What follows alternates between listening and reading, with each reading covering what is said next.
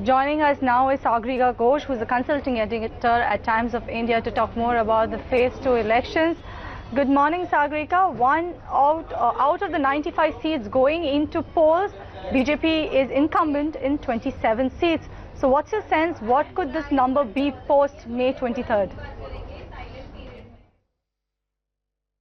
Well, this phase is the big South phase of the general elections of 2019. Remember, all seats in Tamil Nadu are going to polls. Also, very crucially in Tamil Nadu, it is 18 assembly by-elections are also taking place, and whoever wins those by-elections, remember, will have a determining say as to who forms the government in Tamil Nadu at the moment. So Mr. Palanisamy, the Chief Minister of Tamil Nadu, his fate is hanging in the balance at the moment.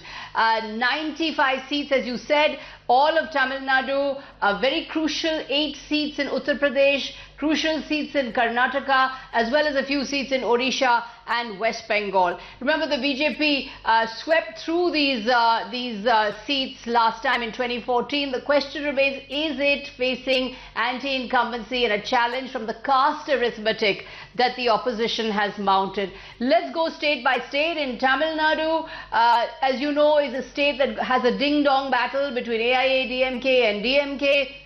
Last time the AIADMK roared to power with 37 seats, so logically we can assume that this time it's the DMK's turn to reap the benefits of anti-incumbency. There is also a great deal of anti-incumbency within Tamil Nadu. The AIADMK alliance is more or less fracturing. It is imploding after the death of Jayalalitha. This is the first election in Tamil Nadu where the two stalwarts of the Dravida movement, Jayalalitha and Karunanidhi, are not there. They have passed away. So it's an interesting election this time. The momentum is with the DMK Congress alliance, although the AIADMK BJP NDA alliance is a very wide one and is looking to stave off anti-incumbency through this wide alliance. But it looks as if in Tamil Nadu, it is the DMK Congress UPA alliance which is looking to gain seats. This is the state in which the UPA is hoping to make gains. Uttar Pradesh, very crucial belt. This is the Braj Bhumi that is going to polls. In this belt, the BJP is up against the Mahagathbandhan as it was in the first phase. Remember, the first phase we saw a slight up and down in the fortunes of the ruling party. It's not certain which way the voter has voted. There seems to be a momentum with the Gathbandhan. So this is the phase that is a very crucial one for the BJP to hang on to those 8 seats that it had won in 2014. However, up against the BJP is the very formidable challenger of the caste arithmetic of the Mahagathbandhan of the SP, BSP and the RLD. Now this time, remember, it is the BSP which is contesting on 6 of the 8 seats that are going to polls, and here is where the Dalit Muslim combination will be tested.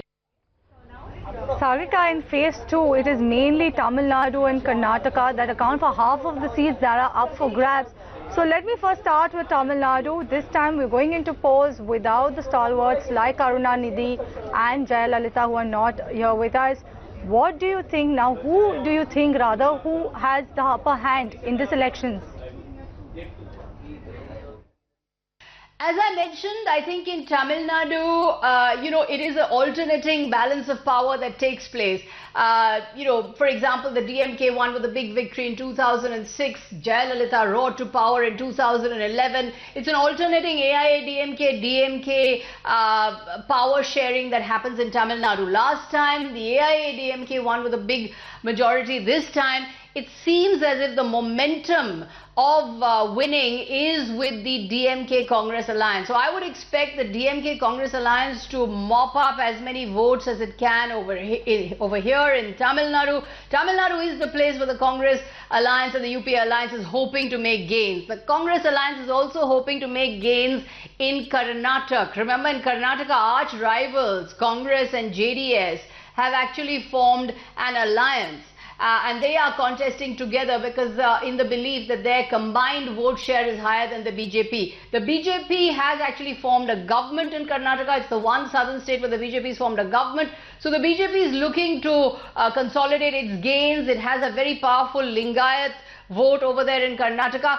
The Congress-JDS alliance is beset by internal rebellion. There are a lot of rebellious candidates within the Congress-JDS alliance who could go over to the BJP side. For example, in Mandya, that's a very crucial seat in this particular belt. It is where the JDS chief H.D. Devegowda's grandson Nikhil Gowda is actually, Nikhil Kumaraswamy, who is actually contesting against the widow of the popular actor and Congress Minister Ambarish. Sumalata is the widow. She is contesting.